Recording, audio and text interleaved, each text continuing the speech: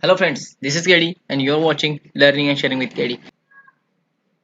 In this video, we are going to see how to auto restart Node.js application.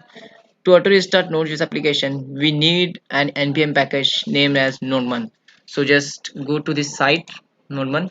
Just copy this Nodemon npm package and install it on in project.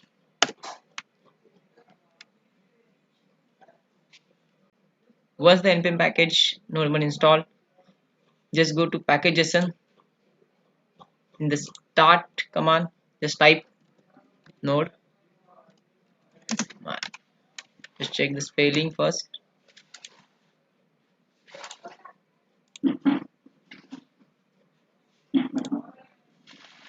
Node1. Just type here Node1 and just save it. Now once you have saved the Node1 package, in the start command you have to make changes in the route or everywhere anything else. You need to make some changes to check whether Node1 package is working or not.